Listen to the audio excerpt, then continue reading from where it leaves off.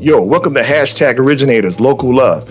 It's your man, Big AT from Hashtag Originators at Hashtag Originators Radio. We got my man, D Smith, right here in the house. What's going on, though? No doubt. And then we also have our man, local photographer, Dwain Thomas of Dwain Thomas Photography.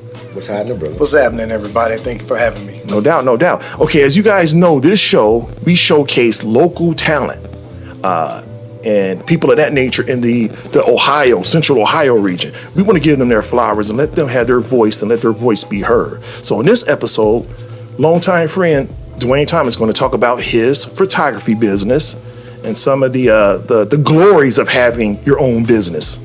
So glories. So let's kick into that, no doubt. Now, a brief bio, just tell us a little bit about yourself, Dwain, and also, where are you from in the city? So I'm originally from Columbus, Ohio.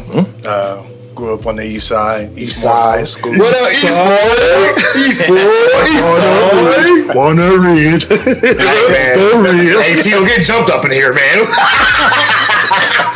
Don't get jumped up in here, bro. It's the Morehouse. Oh, man.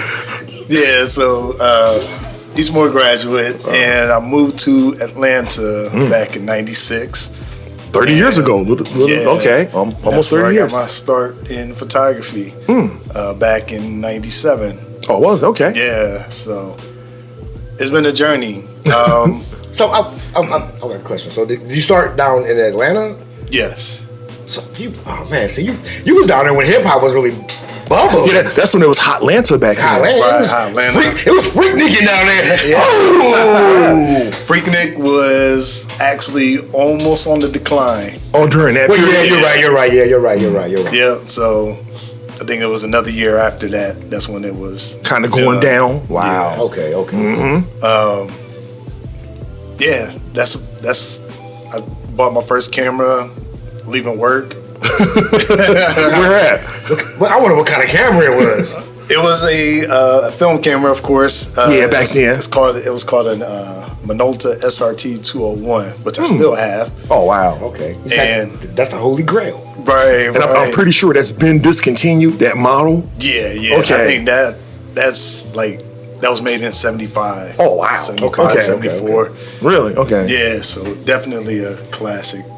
All manual wind, manual focus, manual load, everything. Well, you had to do the work. Mm-hmm. So in other words, he's saying he know how to shoot. He good at this, guys. When it's manual. Yeah, because anybody can do automatic, right? Yeah. Automatic is assistance. Automatic do it for you. Do it manual. Yeah. Yeah, so I had to learn a lot of trial and error. A bunch of wasted film. Wasn't wasted, but it's trial and error. It's trial and error. Yeah, a lot of trial and error. Learning curve, absolutely. Yeah. That's all I can think of right now. Now, what is the Blacker the Berry project?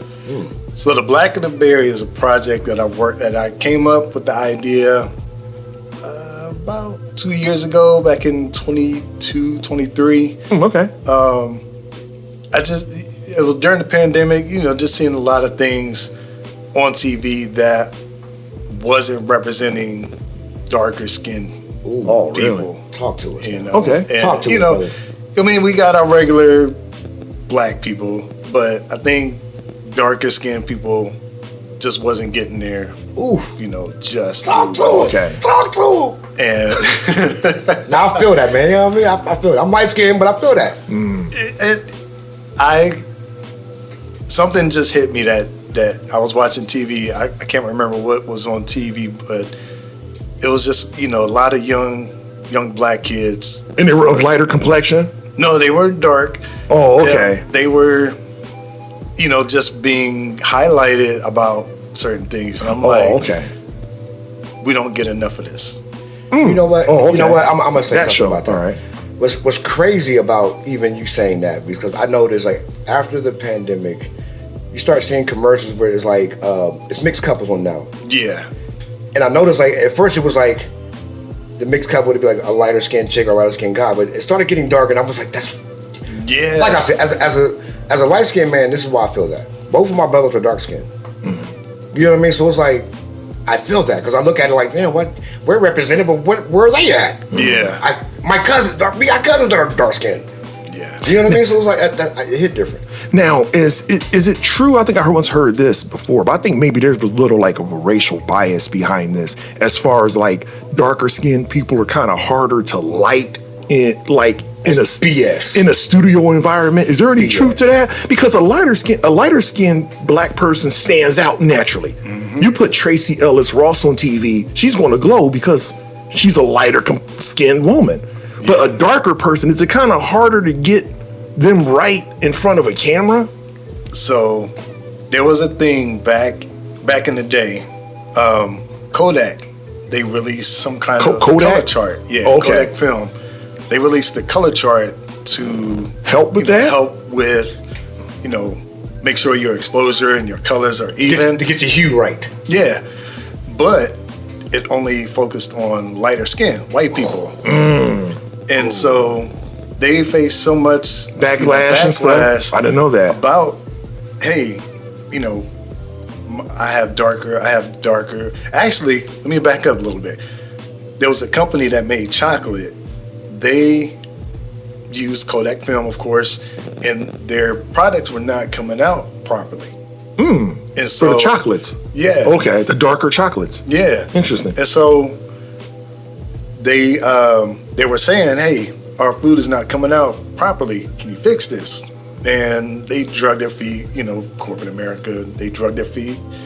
That didn't get resolved until the late 90s. Oh, wow. So you're telling me from black and white film, because obviously black and white film, to color film, it took them that long to understand life? Yeah, exactly. That's crazy. That you have all those intricate shades and those darker hues and how to, So that's why when you see people photographed back then, they look either really dark or ashy. You know why? Really ashen. You know what's crazy though? Why it took a while to get that down. But I want to call it BS. Right? Think about this, guys. We all know the time of entertainment where it was blackface. Mm-hmm. If black was that hard to put in photos or video, why did they do it then? You know what I mean? Because you painted dark black on your face, and it still showed up on TV and in pictures. You're right. You know what I mean? So I call it BS. But I agree. But you mean like those other hues were just kind of harder to film? Okay. Yeah, according to them. Oh, okay. But they fixed it in the early part of digital. So yeah, I call that BS. I'm with you. I'm with you, brother. To make dark, okay. I'm with you, brother. Yeah. So now, like, what was some of your first pictures? And what was the first paid gig that you got? Hold up. Doing that. Hold up, don't go too fast, because I want to know. Because he did say he started in Atlanta with the pictures, and he said he had some trial and error. What was the trial and error? That was the first pictures. Okay. Yeah, there we go. Let's get to that. Come on. No, but we didn't know the picture, though. Like, was there a single... No, we didn't really answer that. Was there a single one picture that you did? Now, we didn't address that. Yeah. Was there one in Atlanta when you first started? Was there one single picture that was like the one you was like, yeah, that's the one. That's what I mean. Yeah. Yeah, so I still have this picture, this print. What was it? It's a picture of a young lady on the MARTA bus at the time. The MARTA. Mm-hmm. Yeah. Atlanta's Transit. Yeah, man. It's like Coda, if y'all don't know. And I was with a friend at the time, and we were going to the train station, and I just happened to ask her, like, hey, can I take your picture? I was still learning my camera. Mind you. Now everything is manual. I was able to figure out where my meter, my exposure was. Everything. Mm-hmm. But the way the picture came out was totally accident. For the better or for the worse? For the better. Oh, okay. It was one of my favorite photos. Oh, really? And she came out perfect, perfectly exposed. But the part that was accidental was the blurred background. Oh, okay. Called bokeh. Bokeh? Yeah. Okay. So this is when the subject is sharp. Like depth of field. Yeah. And and the background is blurry. Yeah, like depth of field. Yep.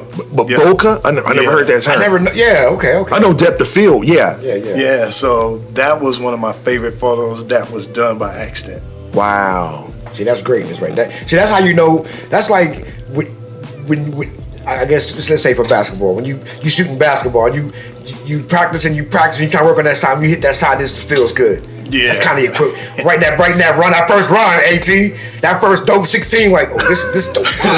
You make the ugly face, like, oh, look at that. Right, it's always on practice, but never game time. There it is. It's in practice, but God, where's it at now? Right. Yeah. Game time, you fail, you brick. But But what was your first gig? What was the first gig though? Yeah, there's a paid gig where somebody gave you like $35 to shoot a bowling tournament or something? Hey, that's real talk. That's money. I mean, money. Yeah. My first gig was a group of ladies. They did they had a clothing line. I met one of them at the place I was working at the time, Office Depot. Shout out to Office Depot, because I used to drive for them. Oh, did you? I used to drive box trucks for them. Shout out to them. I left that job to go get my camera. Oh, okay. Head home. So, yeah, what's the question? Oh, sorry. No, I forgot. Listen, he did not smoke any weed, guys.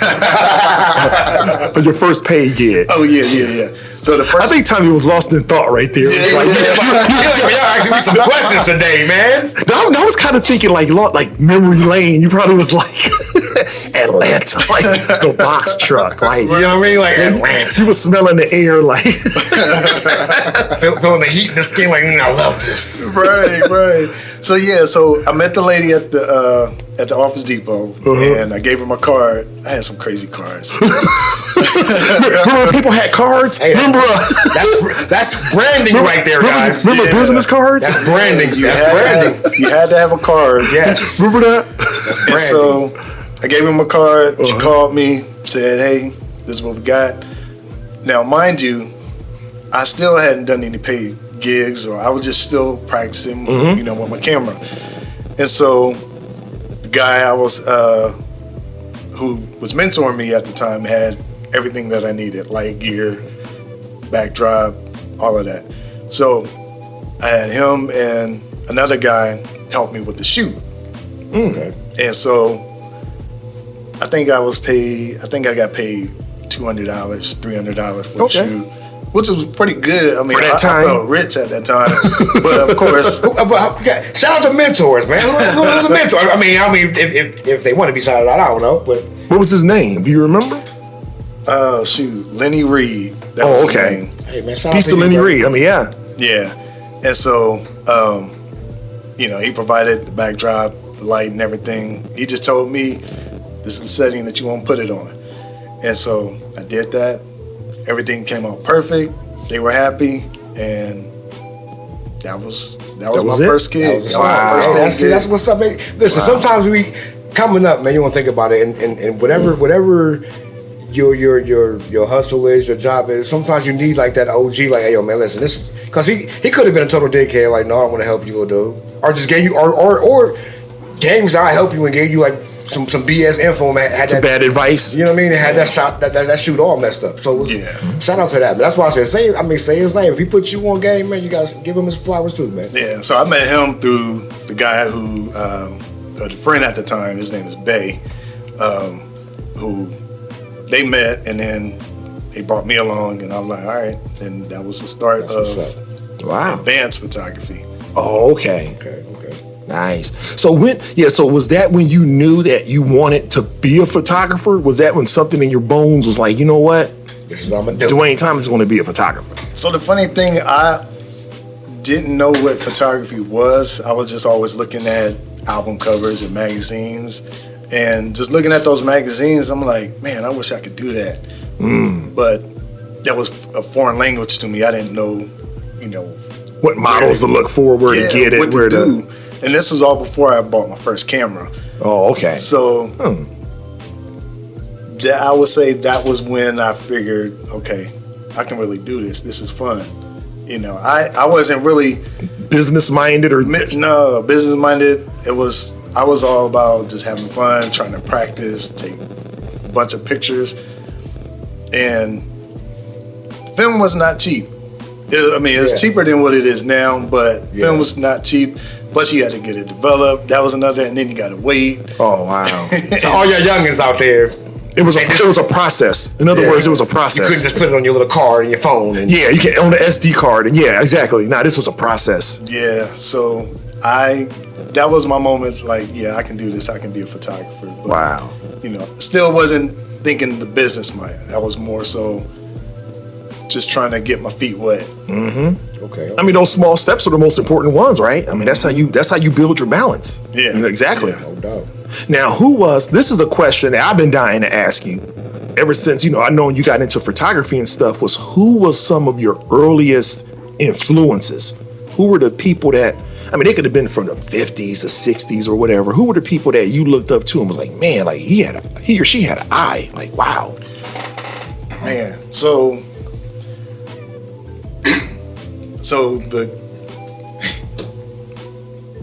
the first photographer that I started recognizing was a guy in Atlanta. His name is Sean Dowdell. Oh, really? Okay. Yeah. Is he still around? Is he still with us? Okay. Yeah. And he was shooting celebrities.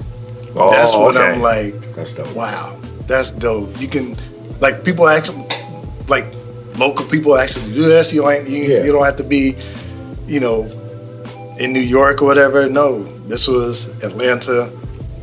When it was popping. During the hot Atlanta period, yeah. So seeing his work inspired me. And then, but my OG photographers who I look up to and aspire to is Gordon Parks. Mm-hmm. Ooh. And it was just the matter of what he shot. Like, even before I knew what his name was, I saw his pictures. Like, Legendary. yeah. And if you don't know, Google Gordon Parks. Gordon Parks. I was looking at some pictures recently that he did that I never saw. I know a bit of his work, but there was the ones that he took. It looked like it was taken in Chicago in the 50s or something, and it had kind of like an underbelly kind of feel to it. But like it was glorious and beautiful at the same time, and it was like but kind of seedy. It showed like an element. I heard a weird story that Frank Sinatra and Langston Hughes also was photographers. Like, not professional, but they had cameras. They took Probably so. pretty dope pictures. And they were in the era where 1950s and 60s. I may have seen a picture with Frank Sinatra with the camera out. Yeah, like Muhammad Ali. I saw pictures. Yeah.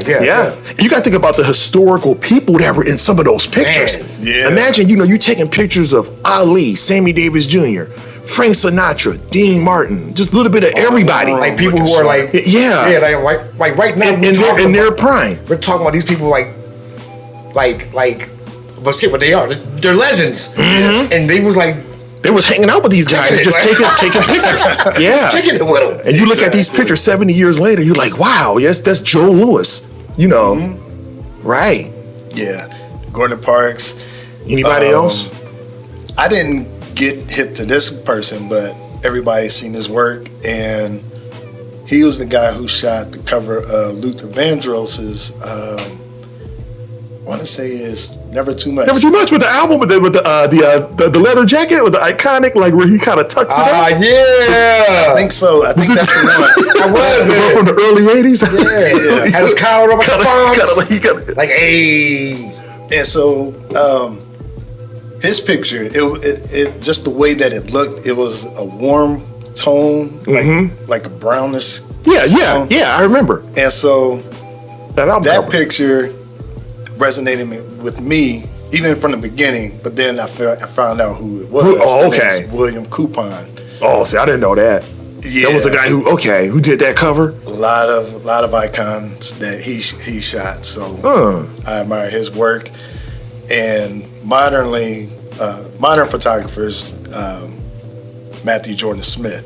Who is he? He did a lot of work with Aretha Franklin. Oh, really? Okay. And Tyra Banks and Samuel L. Jackson. He do a lot of beauty work, and that was one of the things that I wanted to do, beauty photography, because I'm a guy. I see beauty everywhere. Yeah. You want to capture that, Yeah, exactly. But that was one of my photographers who I want to aim to be like still. Mm-hmm. But I got to give him a shout out because that's someone whose work that I really admire. Listen, I feel that because I'm no photographer, but it's been times like even like just walking down the street or just driving down the street or just. You see something that should be taken. I need a picture of that. I don't know why, but I feel that. Sometimes you just see it, it grabs you. I dig that. Exactly. Just like I was in Warsaw, Indiana, and I went to one of those old-fashioned Arby's, which has the big hat out front. Oh, man. And it's lit up. It's the Arby's hat. And it has like fresh. I had to take a picture of it. It was cold and snowing that night, but I'm like, that's a photo. I need that.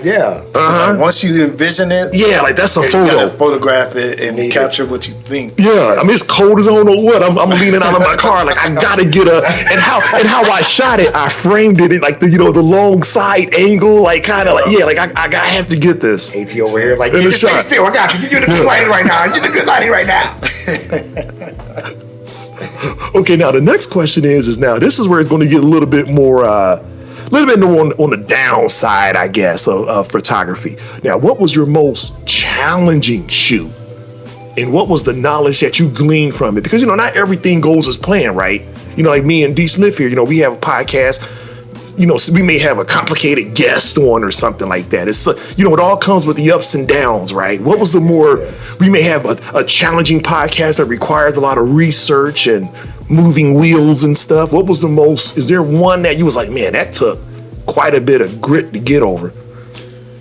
I'll say it was a shoot. It was a clothing brand that I did, and the easy part was just, photographing, but the challenging part was the editing.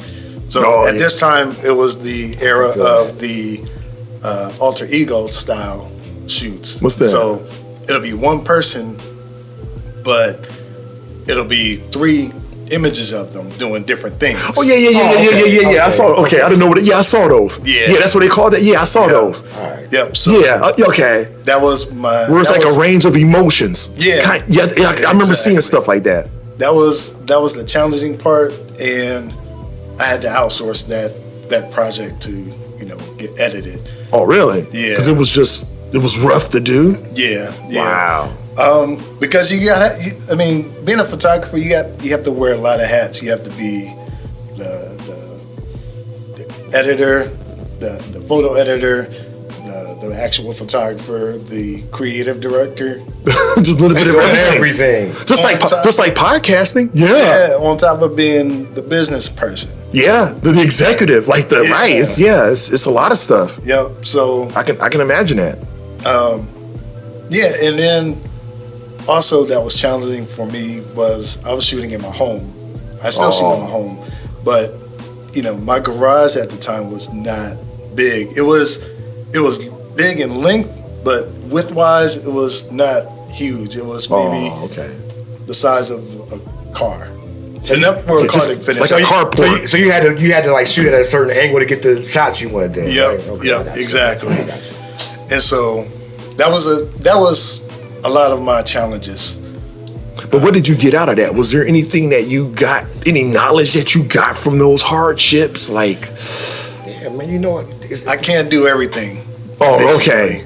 You know what? That's real. That's what I learned. Yeah. I can't do everything. You can't wear. It's hard to wear every hat, right? Yeah, because it's going to get higher and higher and higher, and it's going to start.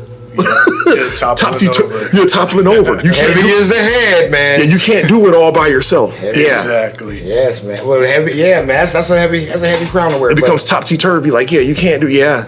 Yeah. So, even though I still tried to do everything, but there were some things that I'm like, I can't do this part. Let me get someone else to do it. Yeah. And so, it's still a learning curve because you still want to control how you do everything. Yeah, no doubt. You have that vision.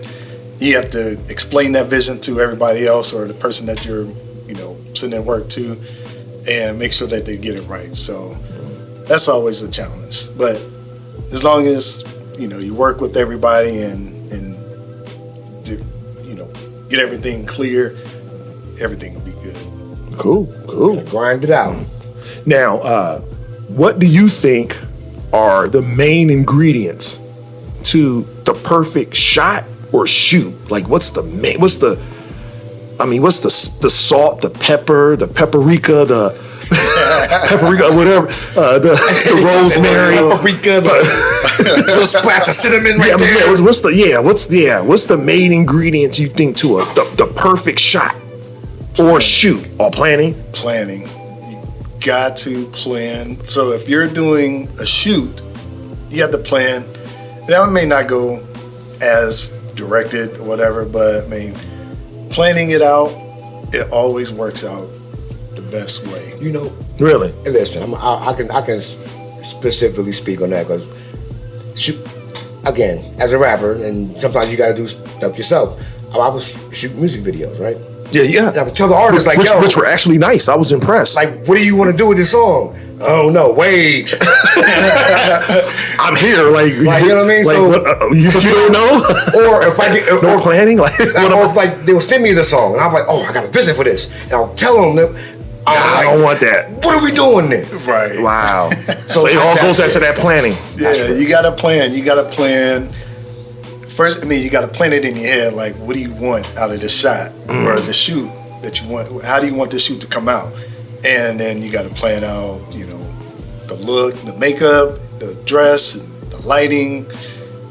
Yeah, Lighting is important. Yeah, Hey man, it's called the 5 P's. Proper preparation prevents poor performance. exactly. Talk to them, man. Now, a shot, it could be anywhere. You got to know what your environment is. Oh, really? Yeah. So Okay. You might be shooting outside. Daylight and stuff, Yeah, and like you when the gotta sun know. setting. Yes. Yeah, you gotta, Yeah. make sure that your shot, or how to shoot in this In this light that condition, you're- right? Yeah, in a proper condition. I've been there. And Another side. Why? Also, another peeve of mine when like you do like a green screen shot and a person will wear blue or green for that shot. Like, it's what I got. Like, bro, you're gonna disappear. They don't get it. Like, when you can put something more, like, no, just wear something different that day on that shot. yeah, Oh, see, I'm not a photographer by no sorts, but as a sometimes I shot videos and I want to choke people. Like, man, what's wrong with you? Yeah. Like, I gotta edit this and I don't want to do all that. right. Because it can get crazy. I feel you, man. Now, how do you feel about digital photography versus, film photography? Like, of course, I mean, everything is almost digital now, but is there still a part of you that still is a fanboy of the film photography? How do you feel about that? I love digital. Oh, you love, okay. I feel there's a proper place and For time it. for each format.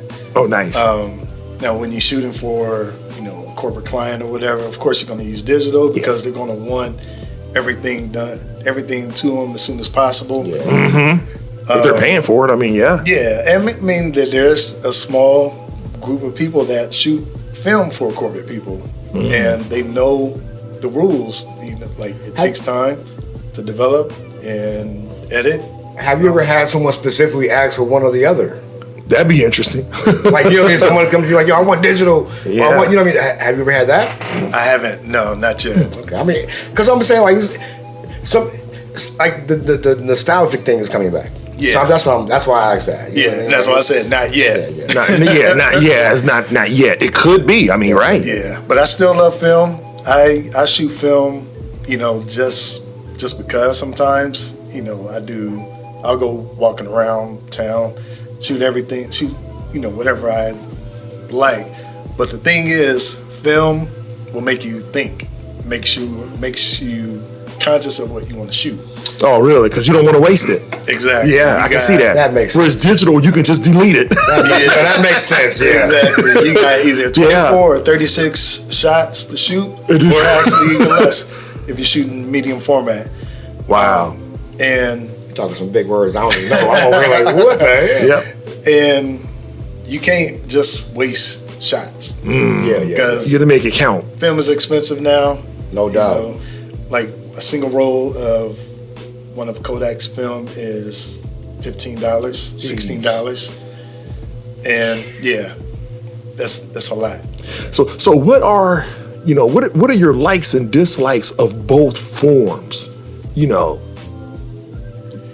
I dislike digital because is there the something obvious, like you can shoot. Oh, okay. And do you think it takes away from the artistry of it to It a does. degree? Okay, I can kind of does. see that. I'm not saying. Yeah, we're not downing anybody who does it. I mean, Guys I won't will say. do it, Yeah, I won't say. You know. know, you're bad for using digital. You know, Right. you suck. But they call it spray and pray. You spray It just- and pray okay. that you get a good shot. That makes sense.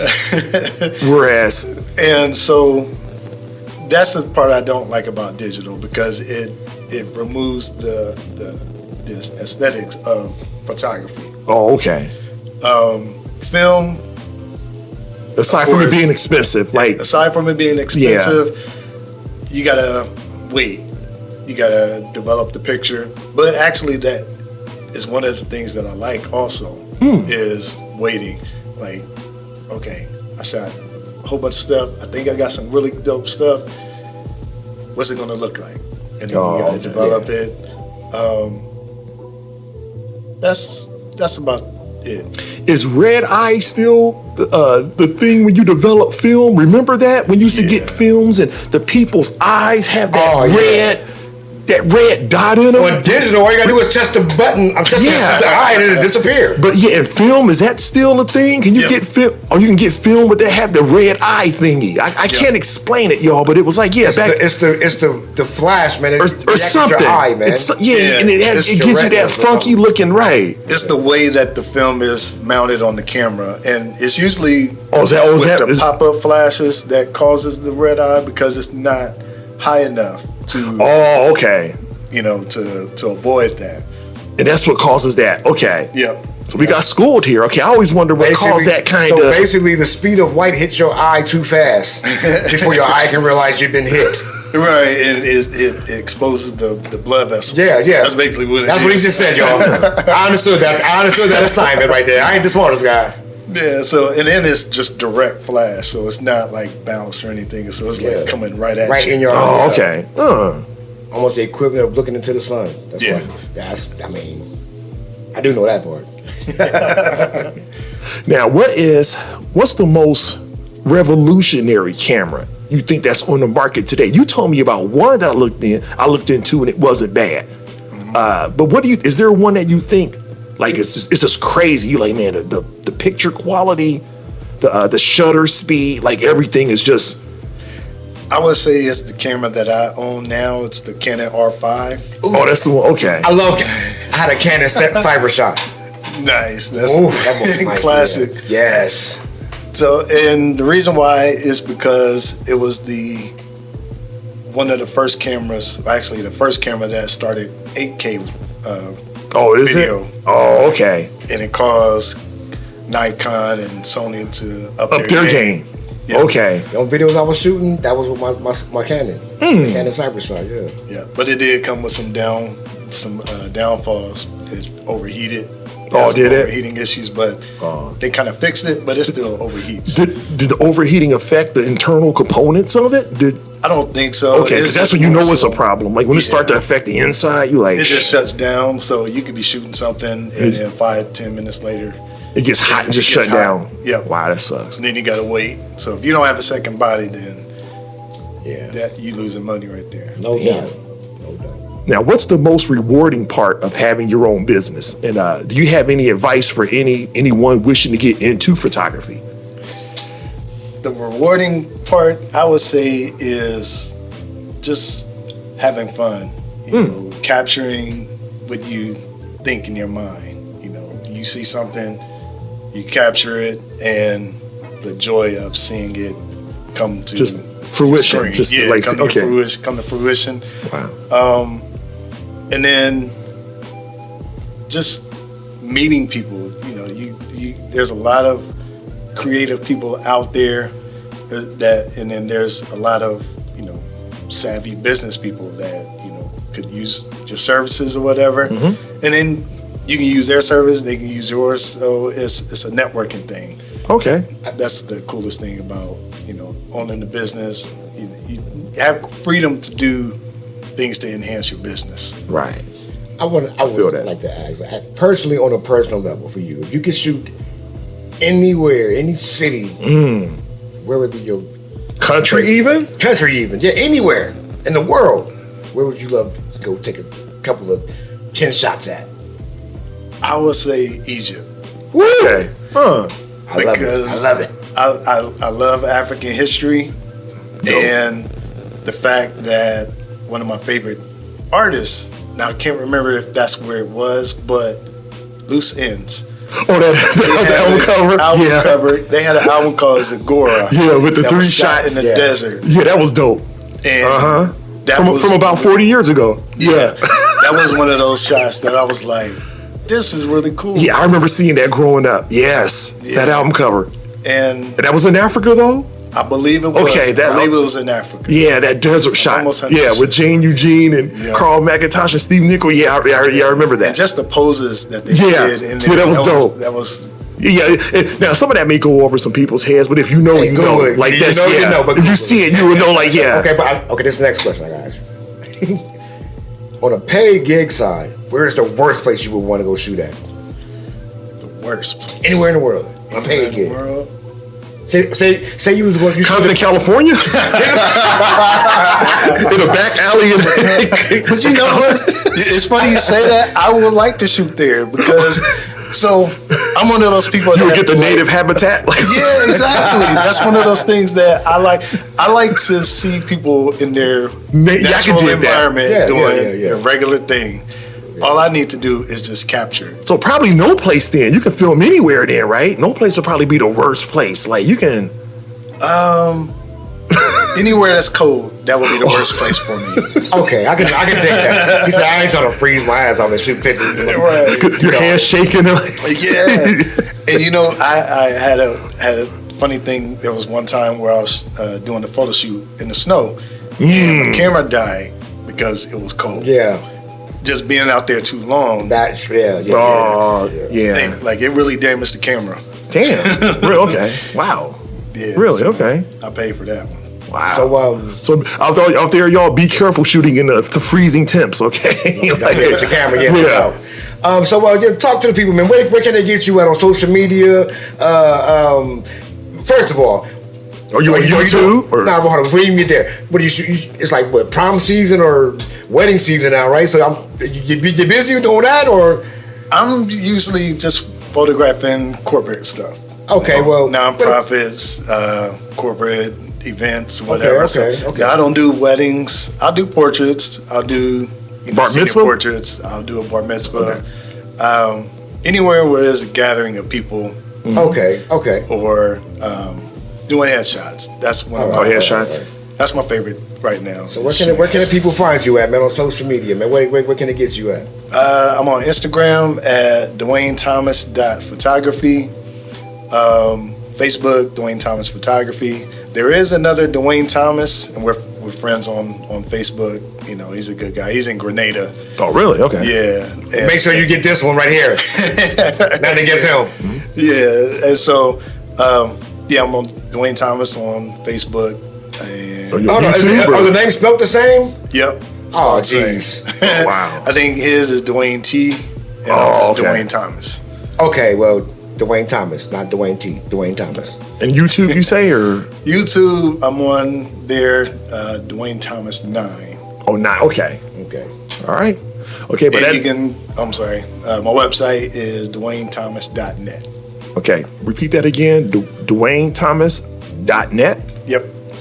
And I just want to say before we sign off, man, because this is the second edition of Local Love. And if you don't know, you about to know. We do these for anybody doing any local thing. You got a brand, you dance, sing, tap dance, play the guitar, whatever you do. This is what this segment is for. So we'd like to welcome y'all again for the second edition and say thank y'all for hanging out with us. No doubt. For this second edition. Right. Yes. Okay. So until then, thanks for tuning in. Thanks again to our guest, Dwain Thomas of Dwain Thomas Photography. And this is #Originators. Local Love. Local Love. Enjoy. Peace. Don't forget to hit that subscribe button. All right, y'all. We out.